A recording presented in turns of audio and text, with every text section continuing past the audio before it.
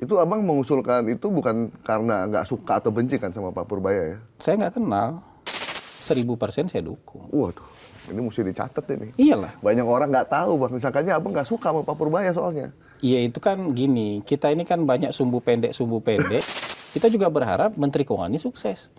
Karena kalau dia nggak sukses, hidup Mas Goib jadi goib, hidup saya jadi goib nanti. Curhat. Ya curhat lah. Bagaimana ini begini, bagaimana menghadapinya gitu.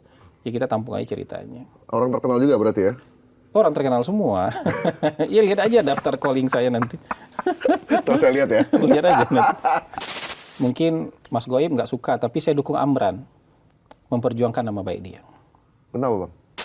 Nah untuk urusan Pak Jokowi, beliau bisa tuntut pidana nih. Tentu kalau beliau mau menempuh soal pidana, beliau sudah yakin betul nih bahwa beliau bisa menangkan ini. Kalau nggak orang biasa, orang normal kayak kita, nggak akan punya daya tahan kayak gitu. Ini punya daya tahan kayak gini, kalau nggak orangnya spesial nih, ya, kalau nggak ada yang orkestrasi, itu aja. Maksudnya abang ada bohirnya gitu? Ujung-ujungnya kemana, saya nggak tahu. Orang ini kan musuh Pak Jokowi juga pasti musuhin Gibran kan. Nilai harga dirinya, mungkin bukan nilai harga diri, nilai nama baik dia mungkin segitu gitu loh. Dulu saya juga nuntut media yang sama 64 miliar kok. Kenapa sampai sebegitunya Bang Hasan memperjuangkan nama baik? Karena itu cerita dari awal sampai akhir ngibul semua. 14 halaman ngarang semua, saya udah bilang ini cerita ngarang. Kalau kamu tulis, kita berakhir di pengadilan nih. Ya kita mungkin sebulan digituin, kita udah gak sabar kita. Ya kan, ini berbulan-bulan, lebih dari setahun dibegituin terus. Kesabarannya juga udah level dewa ini. Zamannya Bung Karno, belum jadi presiden, Bung Karno sudah jadi penganjur Romusa. Juru kampanye Romusa itu namanya Bung Karno. Sama kayak dibilang ternak, kamu tiap sebentar nuduh orang yang mendukung Pak Jokowi sebagai ternak. Kamu apa? Coba bayangin diri kamu kalah sama ternak.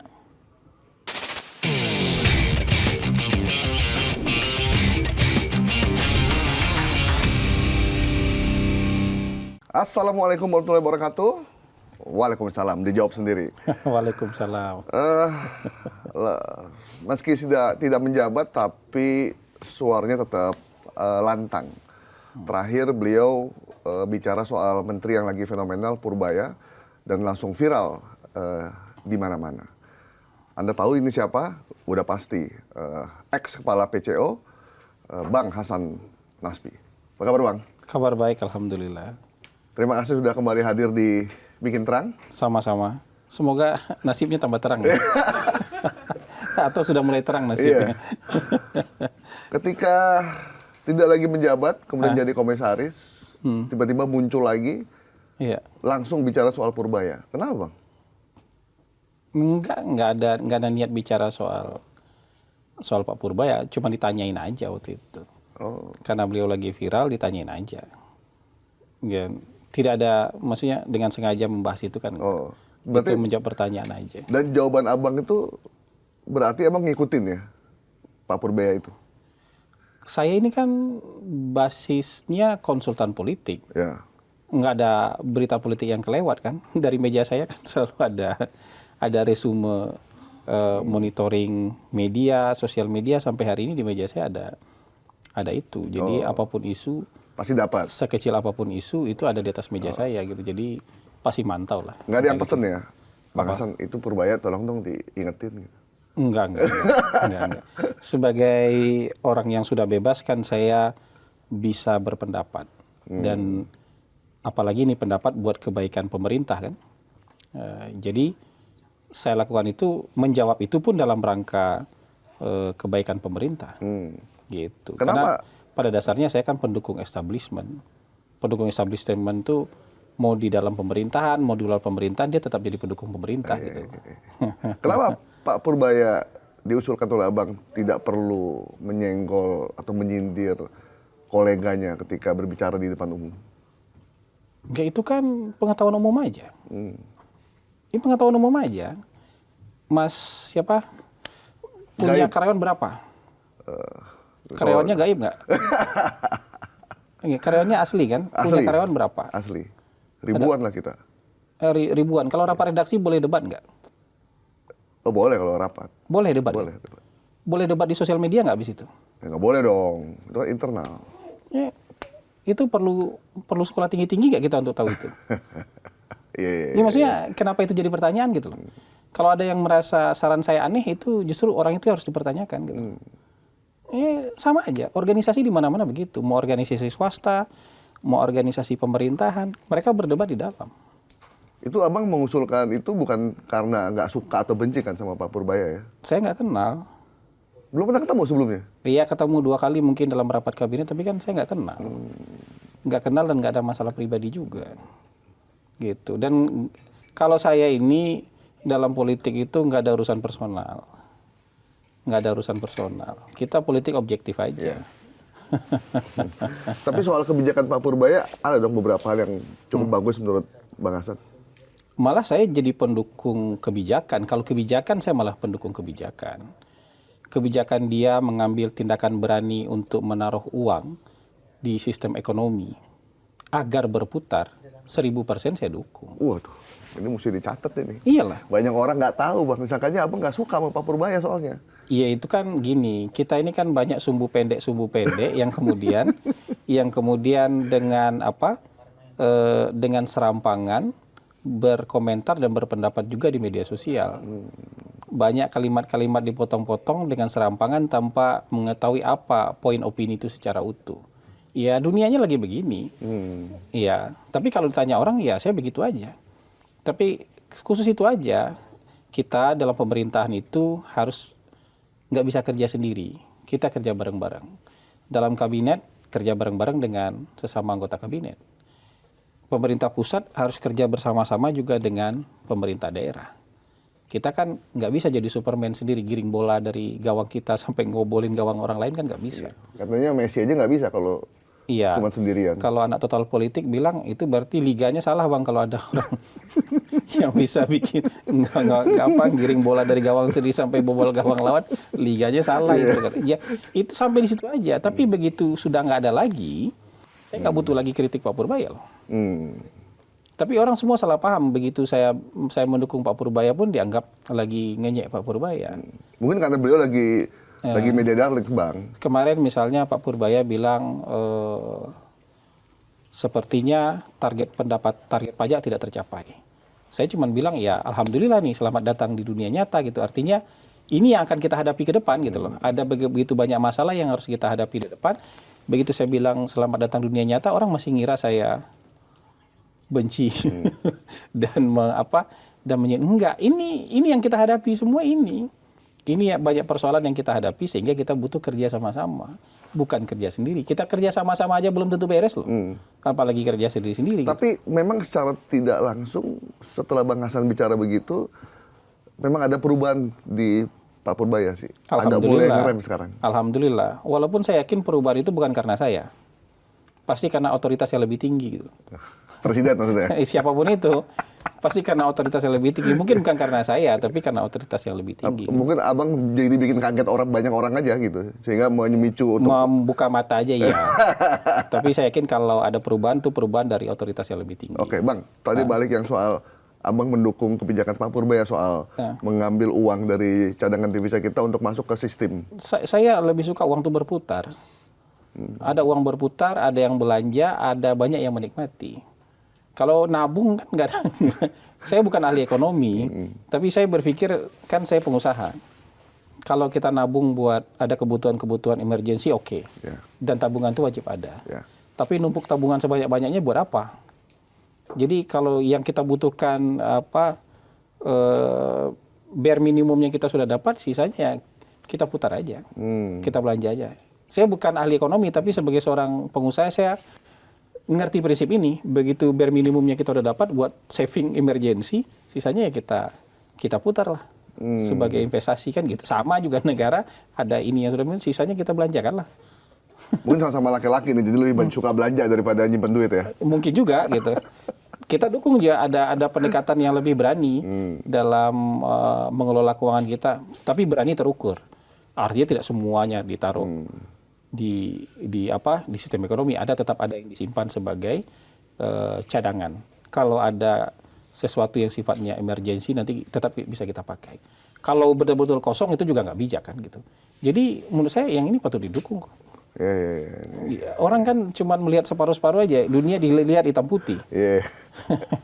Tapi kalau nyenggol menteri lain, ya nanti menterinya nggak mau kerjasama gimana? Iya. Nyenggol kepala daerah, nanti kepala daerahnya nggak mau kerjasama gimana?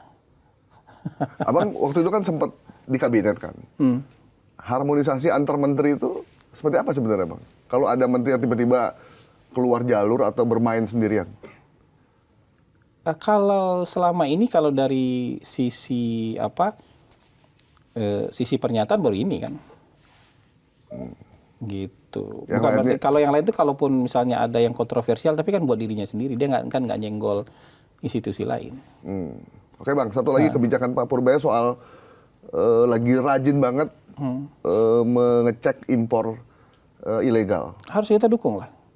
Tuh kan, dua nih. Ya masih gini, semua hal yang baik kita dukung.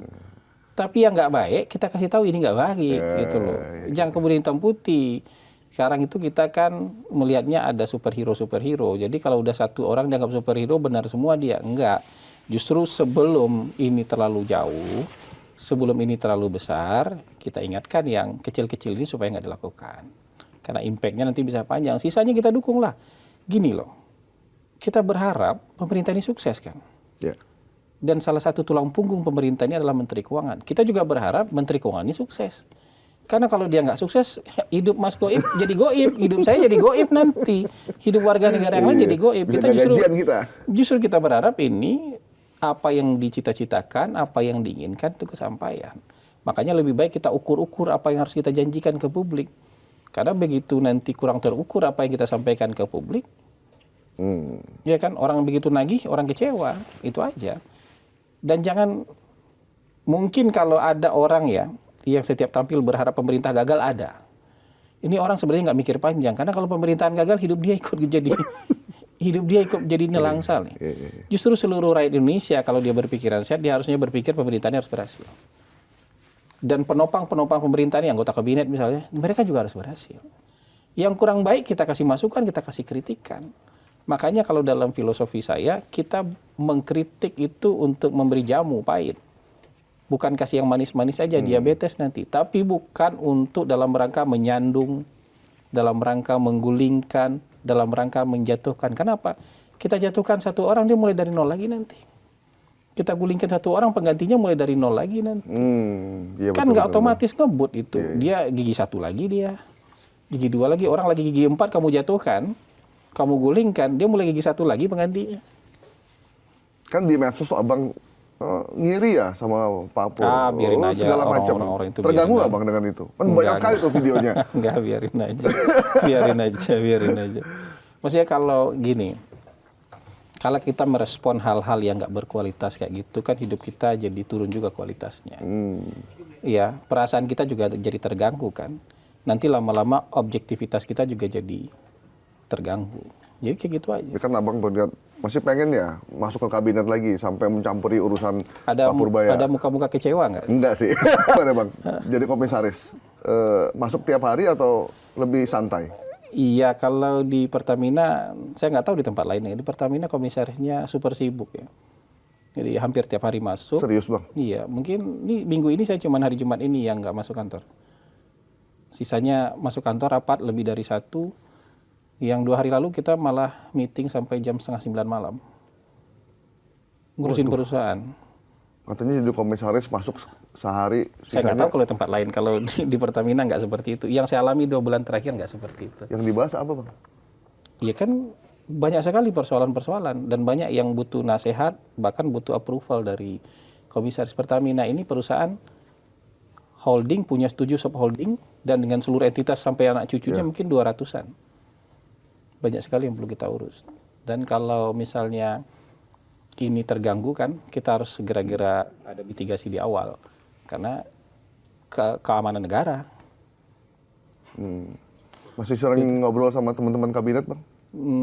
Ada yang masih sering telepon, ada. Ada yang masih sering telepon. Ngasih update gitu? Ngasih update. Karena kita kan, mungkin nggak semua, tapi sebagian lah. Saya juga nggak berani klaim sebagian besar, tapi sebagian hubungannya sangat baik kan. Hubungannya hari-hari sangat baik, sangat dekat lah gitu. Kan biasanya orang baru merasa perlu ketika kehilangan Bang. Nggak tahu juga, itu walau alam. Tapi saya kan begitu selesai itu malamnya sudah punya klien loh. Hari ini saya selesai, malamnya saya sudah punya klien loh. Jadi saya pikir-pikir maka mungkin saya bikin aja kantor deh ya gitu. Untuk nampung juga teman-teman yang ada beberapa juga yang ikut keluar kan. Oh, jadi XPCO pada keluar dari juga XPCO. Makanya kita bikin aja kantor. Jadi saya sekarang itu mungkin jadi komisaris juga di sebuah kantor namanya Principal Communication Office. Singkatnya PCO juga. Oh gitu Bang. Jadi kalau bahasa Indonesianya kantor komunikasi utama gitu. Gitu. Tugasnya? Kerjaannya? Iya kerjanya udah itu kan malamnya udah ada klien, belum ada perusahaannya udah ada klien malamnya. Luar gitu. biasa. Berarti udah ada yang nungguin itu. Gitu. Jadi tapi isu-isu terkini segala macam tetap ngikutin ya Bang ya? Ya tentu iya, tentu iya. Saya itu nggak bisa lepas dari politik. Jadi hobi nggak punya. Kehidupan lain juga Golf nggak punya. nggak ada, Bang? Nggak ada. Golf, tenis, apa segala macam. Pedal? Pedal nggak. Nggak ada. Saya itu Jadi kayak kalau Pak SBY dong. Pak SBY kalau nggak ngomongin politik sehari agak nggak gimana juga. gitu? Tapi saya misalnya weekend itu biasanya hibernasi aja. Oh, oke. Hibernasi itu baca buku, nonton film, atau ya trekking cari tempat sunyi, Iya. hiking cari tempat sunyi. Udah Sendirian gitu. aja itu ya? Ya nggak sendiri dong sama istri. Gitu. Tapi cari tempat yang sunyi lebih kayak gitu aja. Tapi ngikutin politik itu nggak bisa putus. Iya. Jadi hidupnya masih politik. Karena lah. teman-teman kalau setiap ketemu Bang Hasan pasti nanyanya situasi dan Iya, politik kalau nggak nanya dia tertentu. sharing. ya. Malah jadwal-jadwal yang apa ya? Jadwal-jadwal layanan psikologis ya, pemberian layanan psikologisnya agak banyak sekarang karena dianggapnya kita udah nggak sibuk gitu loh. Jadi banyak yang datang. Yang butuh layanan psikologis banyak banget. Oh termasuk ini ya, termasuk elit politik datang dong ke Abang. Ada yang datang, ada yang telepon, ada yang ngajak ketemu, ada yang ngajak ngopi. Minta konseling, curhat. Ya curhat lah. Bagaimana ini begini, bagaimana menghadapinya gitu. Ya kita tampung aja ceritanya. Orang terkenal juga berarti ya? Orang terkenal semua. Ya lihat aja daftar calling saya nanti. Terus saya lihat ya. Lihat aja nanti siapa aja yang calling itu. Termasuk ketua-ketua partai katanya ada Bang yang suka nelfon Abang. Ada petinggi-petinggi adalah. Ada ya. Petinggi-petinggi. Petinggi partai lah ya. Petinggi-petinggi partai ya. Ya kan sebelum jadi anggota kabinet kan hidup kita juga seperti itu kok. Iya. Ya, urusan kita juga sama orang-orang itu kok gitu. Ini cuman justru mereka nggak lebih leluasa selama saya jadi anggota kabinet, mereka lebih nggak enakan buat nelfon. Oke. Gitu. Begitu kita berhenti, teleponnya nggak berhenti gitu. Itu ya. Jadi Bang Hasan nggak nganggur, teman-teman. Bukan nggak ada kerjaannya, kan ada yang bilang nih. Nggak ada kerjaannya Bang, sampai ngomongin orang lain, atau ngomongin kabinet. Ya boleh ikut saya sehari, sekali-sekali ikut saya seharian. Biar kelihatan ada kerjaannya orang apa enggak itu. Oke, ini karena Bang Hasan udah di depan saya, nggak afdol kalau saya nggak tanya-tanya soal isu terkini. Iya. Satu soal ijazah Bang. Ini ijazah orangnya udah lengser, tapi kasusnya tidak pernah selesai. Bahkan ini sampai kepada tahap tersangka 8 orang yang dianggap menyebarkan informasi palsu dan lain-lain lah. Gitu. Gimana Bang melihat kondisi ini? Saya itu pernah memperjuangkan nama baik saya. Ketika nama baik saya pernah dicemarkan. Dan memperjuangkan nama baik itu butuh waktu berbulan-bulan. Dan dengan biaya yang juga tidak sedikit. Dan waktu itu sayangnya saya tidak bisa pidanakan orang yang mencemarkan nama baik saya karena undang-undangnya mengatur seperti itu. Jadi saya hanya bisa menggugat perdata. Jadi saya tahu rasanya bagaimana perjuangan untuk memulihkan nama baik. Mungkin Mas Goib nggak suka, tapi saya dukung Amran memperjuangkan nama baik dia. Kenapa Bang? Ya berarti dia merasa nama baik dia harus dipulihkan. Dan dia nggak nuntut pidana kan, karena dia nggak bisa nuntut pidana. Kalau dia nggak bisa nuntut pidana, dia hanya bisa melakukan gugatan perdata kan. Kalau dia bisa tuntut pidana, pasti dia tuntut pidana itu. Saya juga waktu itu sadar, saya nggak bisa tuntut pidana ini orang. Jadi saya hanya bisa tuntut perdata. Untuk memulihkan nama baik kita. Jadi ini perjuangan memulihkan nama baik. Nah untuk urusan Pak Jokowi, beliau bisa tuntut pidana nih. Tentu kalau beliau mau menempuh soal pidana, beliau sudah yakin betul nih bahwa beliau bisa menangkan ini. Jadi saya itu dalam posisi orang itu berhak memperjuangkan nama baiknya kalau dikuyo-kuyo terus nama baiknya. Saya justru heran ada orang yang berbulan-bulan, bertahun-tahun ini aja kerjanya. Ngulik-ngulik soal ini, ngulik-ngulik soal entah apa. Buat saya kalau orang ini mungkin nggak sama-sama kita ini. Level psikologisnya udah nggak sama-sama kita ini. Udah jauh lebih hebat daripada kita nih level. Kalau nggak orang biasa, orang normal kayak kita, nggak akan punya daya tahan kayak gitu. Ini punya daya tahan kayak gini, kalau nggak orangnya spesial nih, ya, kalau nggak ada yang orkestrasi, itu aja.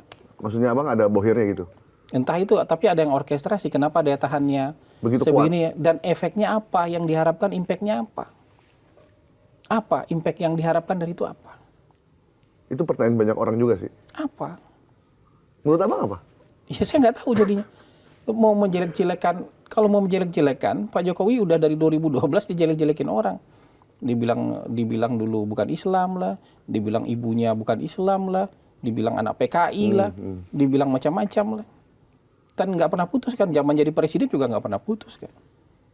Ada yang bilang sebenarnya ujungnya Gibran sebenarnya bang. Kan Pak Jokowi udah lengser. Ya whatever itulah. Tapi hari ini kan yang menggugat kan Pak Jokowi.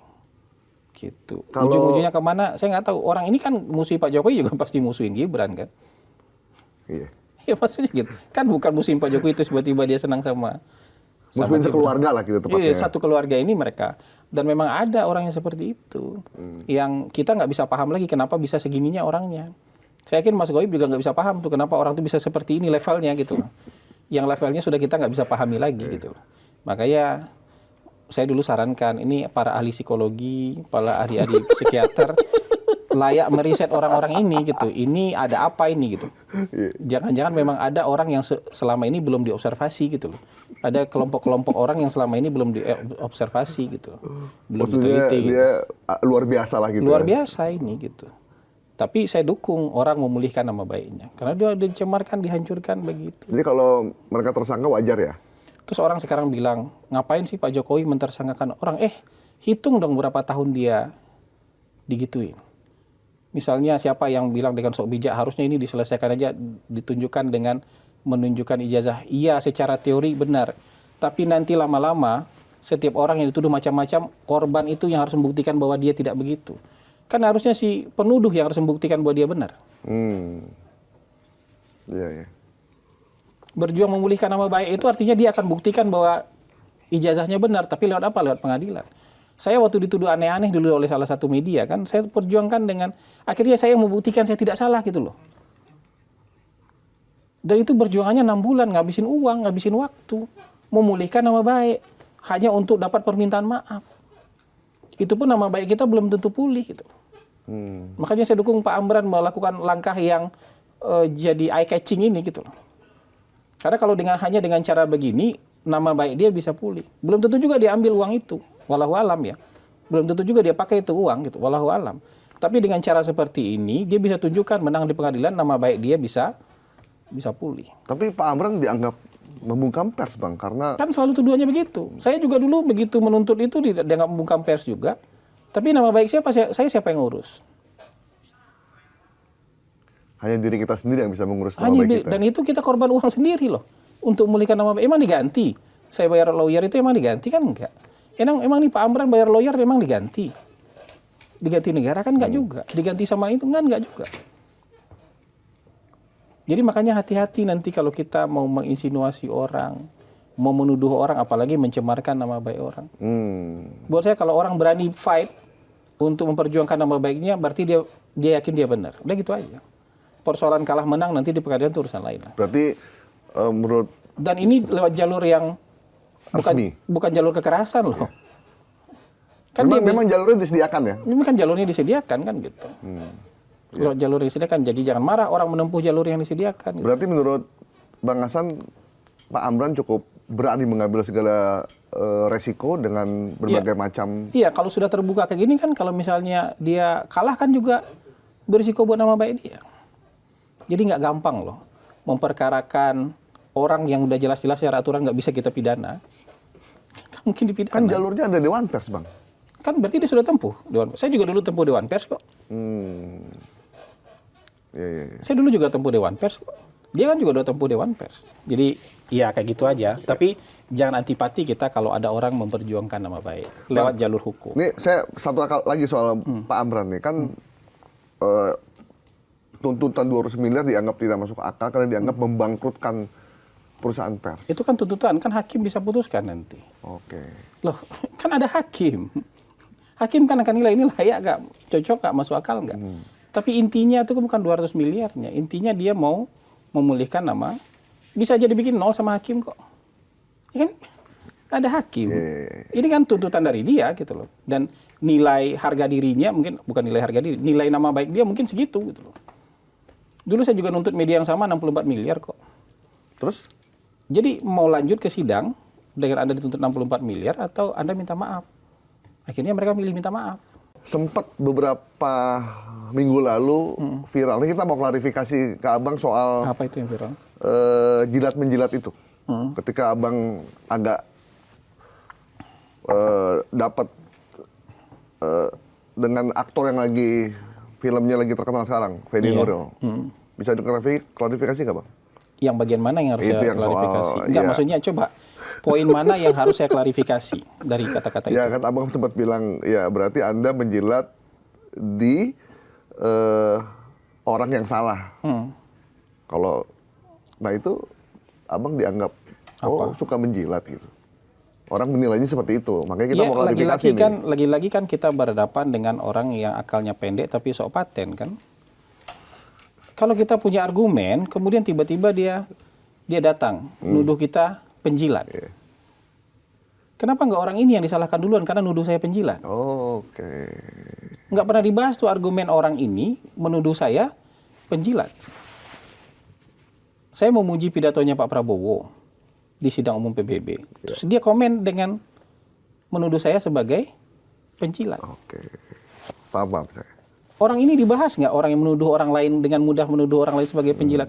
Dan saya ngelihat profil orangnya, ya berarti saya harus bahasakan dengan bahasa yang gampang dia mengerti. Kalau dia ngotot saya penjilat, ya ayo. Kita ini kan awalnya sama-sama penjilat aja ini. Kamu penjilat si A dalam pilpres, saya penjilat si B dalam pilpres. Yang kamu jilat kalah, yang saya jilat. Iya. Kan gitu aja. Karena kalau saya mendukung si B, didukung penjilat. Lah kamu mendukung si A? Kan sama aja, kan sama-sama pendukung aja. Saya mendukung si B, saya nggak suka sama si A. Kamu pendukung si A, kamu nggak suka sama si B. Kebetulan yang saya dukung menang. Terus kamu bilang saya penjilat. Kalau yang kamu dukung menang, kan kamu yang jadi penjilat. Saya paham logikanya. Ini hanya kita membahasakan ya dengan bahasa yang dia mengerti. Karena setiap sebentar kita dituduh sebagai penjilat. Biar logikanya masuk gitu loh. Sama kayak dibilang ternak. Kamu tiap sebentar nuduh orang yang mendukung Pak Jokowi sebagai ternak. Kamu apa? Coba bayangin diri kamu kalah sama ternak. Kamu apa?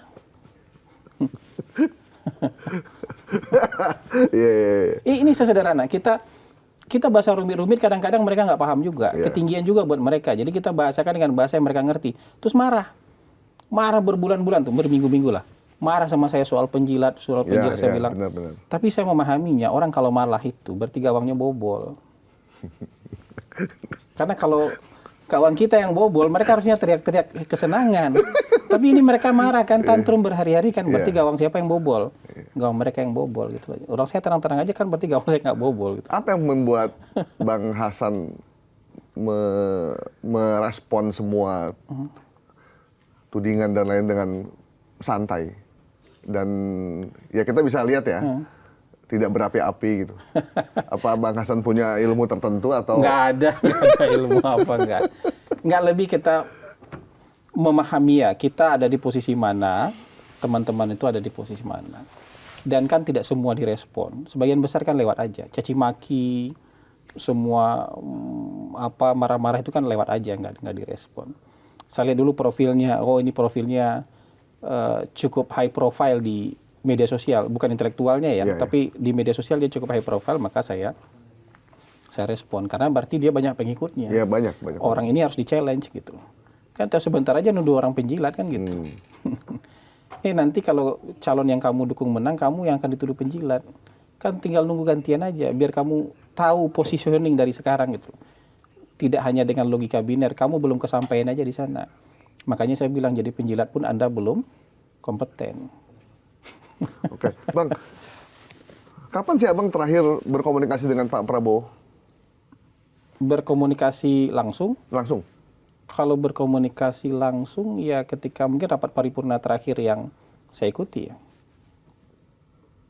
Sisanya kan melalui perantara Teddy aja. Oh, Pak Teddy ya? Sisanya melalui perantara Teddy. Ketika Abang diganti belum pernah bertemu juga? Oh enggak ketemu. Itu saya cuma komunikasi sama Bang Dasko dan sama Teddy. Gitu. Tapi ini penggantian yang disiapkan ya. Jadi nggak ada kaget di sini gitu. Oh, yang waktu Abang mundurkan diri itu ya? Iya. Ini sudah dipersiapkan gitu. Oh, jadi bukan sesuatu yang tiba-tiba ya? Enggak gitu. Pantasnya kelihatannya tidak begitu kaget ya Bang? Iya memang nggak kaget kan kita sudah jauh lebih awal mengajukan berhenti kan. Nah ketika Abang pindah ke komisaris, Pertamina dianggap wah ini pertukaran politik nih. Pertukaran politik siapa dengan siapa? Karena tidak jadi PCO ya biar dapat hiburan taruhlah di komisaris. Enggak, tapi harus dicatat bahwa saya tidak negosiasi apa-apa. Jadi ketika saya ingin berhenti itu pun nggak harus ada gantinya. Nggak ada gantinya pun tuh nggak apa-apa. Tapi kalau misalnya saya ditugaskan ini, saya anggap itu bentuk apresiasi, bentuk penghargaan. Dan saya juga happy, kenapa? Berarti ada tugas yang diberikan kepada saya. Gitu. Untuk apa? Untuk mengawasi sebuah BUMN. Dan BUMN yang besar pula kan gitu. Kita kan jadi pengawas nih, kita kan perwakilan negara untuk jadi, perwakilan pemerintah lah. Atau perwakilan danantara untuk mengawasi sebuah perusahaan. Gitu. Dan komisaris bukan pekerjaan baru buat Bang Hasan ya sebenarnya ya? Bukan, karena sebelumnya juga jadi komisaris di perusahaan sendiri juga kan. Bang, sekali lagi Bang. Tantangannya jadi komisaris di sebuah BUMN dengan menjadi komisaris di perusahaan sendiri. Ya kalau dari BUMN itu kita harus sadar bahwa kita di sana itu kan perwakilan pemegang saham. Kalau di perusahaan sendiri kan kita pemegang sahamnya. Kalau ini tuh kita ditaruh oleh pemegang saham untuk mengawasi jalannya perusahaan. Untuk mewakili negara berarti di situ ya? Mewakili, ya kalau ini hari ini kan Danantara berarti. Ya, mewakili Danantara. Dan Badan Pelaksana BUMN untuk hadir di situ sebagai pengawas kayak gitu. Tapi mungkin perbedaan yang paling mendasar adalah soal belajarnya.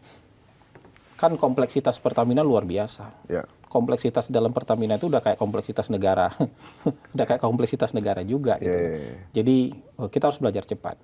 Kalau dasar-dasar manajemen dan manajerialnya, mana yang menjadi hak dan mana yang menjadi tugas dan fungsi komisaris, mana yang menjadi kewenangan manajemen, kita sudah paham lah.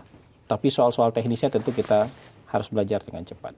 Gitu. Bang, tadi ketemu Pak Prabowo. Kalau ketemu Pak Jokowi kapan Bang? Saya lupa tanggalnya, tapi kayaknya seminggu setelah saya berhenti ya. Atau berapa hari lah, pokoknya beberapa hari setelah saya berhenti lah. Saya datang ke Solo. Ngapain tuh Bang? Nggak ada, cuman silaturahmi aja. Orang kan ngespinnya aneh-aneh ya. Iya dah. Saya jadi bingung nih. Sebenarnya apakah politik Indonesia sekonspiratif itu? Jadi penuh dengan konspirasi. Bahwa orang ketemu aja bisa dibingkai sebagai konspirasi. Kata Bang Bahlil, bahkan saya garuk paha aja. Bisa. Itu bisa sesuatu yang besar gitu. Bisa jadi konspirasi itu. Memang kayaknya kita dimanjakan dengan teori-teori konspirasi kayaknya.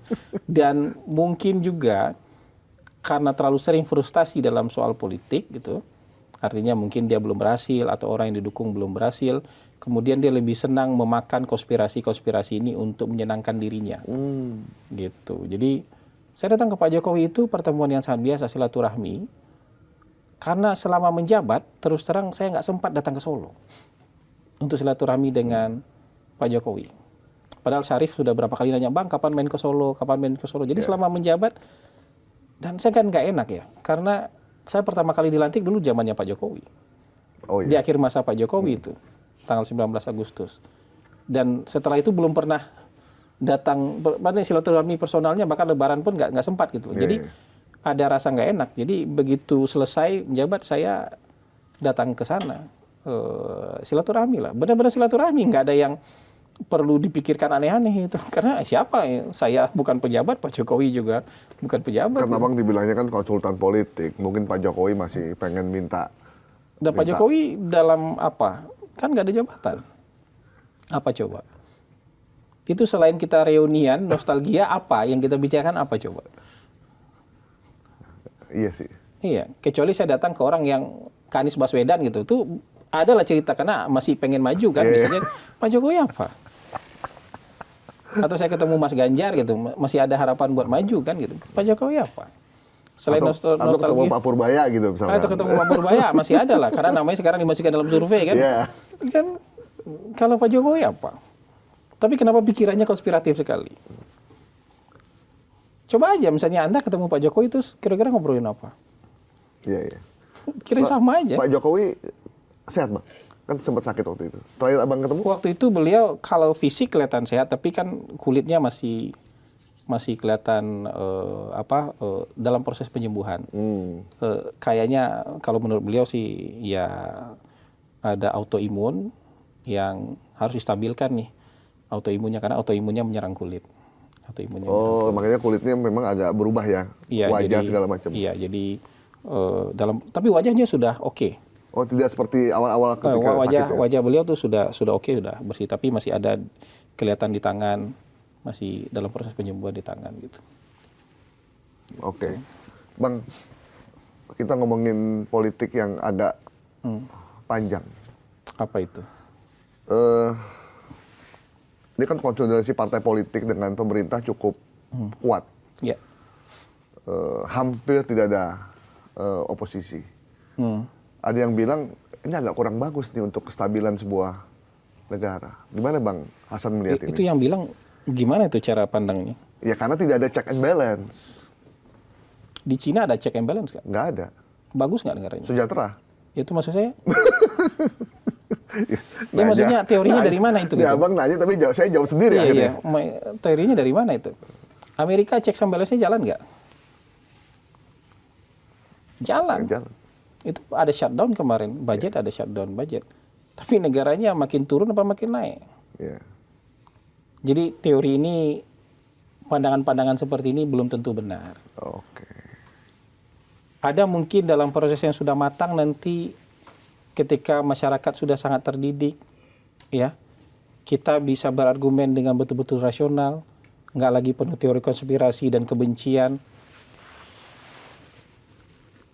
dan nggak hanya kepentingan sempit, kita bisa berdebat dengan cara yang jauh lebih masuk akal untuk bangsa. Tapi dalam kondisi seperti ini, mungkin untuk mempercepat supaya kita bisa mencapai Indonesia emas itu, ya mungkin kita butuh stabilitas politik. Nggak ada yang salah dan benar ini. Ini pilihan-pilihan ini. Begitu kita mengedepankan stabilitas politik, pasti ada yang dikorbankan. Begitu kita membuka ruang demokrasi di tengah masyarakat yang belum 100% siap, pasti juga ada yang dikorbankan. Nah kita mau apa? Singapura aja sampai sekarang sudah sangat terdidik, oposisinya terkontrol. Yeah. Kita kumpul-kumpul kayak gini, banyak nih ngomong politik udah ditangkap nih. Udah pakai ISA nangkapnya nih. Ngomongin politik. Iya, ngomongin politik. Lebih dari 5 orang ngomongin politik ditangkap.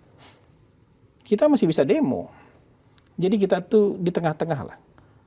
Ya, konsolidasi kekuasaannya jalan, tapi kritik, protes tetap bisa dilakukan juga. Masih di tengah-tengah. Emang kita mau bilang kemarin bakar-bakaran itu bagus? Enggak kan? Emang itu check and balances? Enggak kan? Emang itu bentuk penyampaian pendapat? Pendapat apa yang disampaikan dengan bakar-bakaran misalnya? Ini kita harus benar-benar membuka ruang pikiran kita tuh 360 derajat. Kita mau tujuannya apa ini? Mau kemana kita?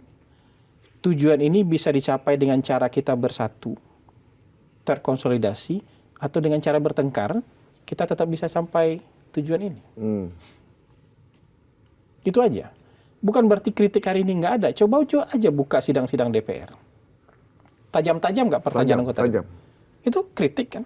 Kemarin Pak Bahlil tampil di RDP aja kritik habis sama teman-teman DPR. Iya, itu ada check and balances nggak di sana? Ya. Artinya jalan kan? Kritik pun jalan, cuman dikanalisasi kan? Jadi pandangan bahwa nggak ada check and balances, nggak ada kritik, itu juga nggak sepenuhnya benar. Lihat aja menteri-menteri, kan ada siaran langsungnya semua. Menteri-menteri RDP itu kan tajam-tajam nggak pertanyaannya anggota-anggota DPR. Bahkan dari partai pemerintah aja tajam-tajam loh. Ya. Itu artinya jalan kritiknya. Kita dekom dengan manajemen aja kritiknya tajam-tajam kok. Dewan Komisaris dengan para direksi aja kritiknya tajam-tajam kok. Tapi nggak kita buka keluar. Gitu aja. Tapi kalau DPR dia yang kritik pemerintah boleh terbuka. Karena memang dia didesain sebagai penyeimbangnya pemerintah. Bahkan sama anggota DPR itu bertengkar juga itu desain organisasinya sebenarnya seperti itu. Jadi dibolehkan itu di dalam organisasi itu orang bertengkar. Tapi dalam pemerintah nggak bisa. Karena pemerintahnya harus solid, harus terkomando organisasinya. Tapi kalau DPR institusinya memang desain untuk tempat orang berdebat. Ya. Orang memperjuangkan kepentingan konstituen masing-masing. Dan dia juga berdebat dengan pemerintah. Jadi bukan berarti nggak ada check and balances gitu. Tapi kalau kita berharap ada keriuhan, tiap sebentar ada gempa, ya kapan kita majunya?